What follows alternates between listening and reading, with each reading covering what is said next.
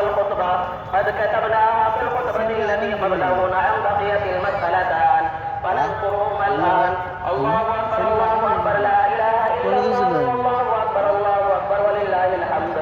الأول قال عليه الصلاة والسلام: من صام رمضان ثم أتبعه 6 من شوال كان كصيام الدهر. الثانية كان النبي صلى الله عليه وسلم يكبر بين أضعاف الخطبة، يكبر التكبير في الخطبة العيدين: الله أكبر الله أكبر لا إله إلا الله والله أكبر الله أكبر ولله الحمد. أعوذ بالله من الشيطان الرجيم. قد أفلح من تزكى وذكر اسم ربه فصلى.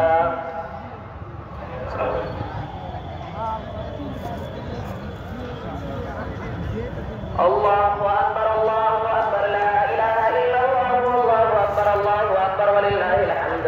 الحمد لله نحمده ونستعينه ونستغفره ونؤمن به ونتوكل عليه ونعوذ بالله من شرور أنفسنا ومن سيئات أعمالنا. من يهده الله فلا مضل له ومن يضلله فلا هادي له. الله أكبر الله أكبر لا إله إلا الله والله أكبر الله أكبر ولله الحمد.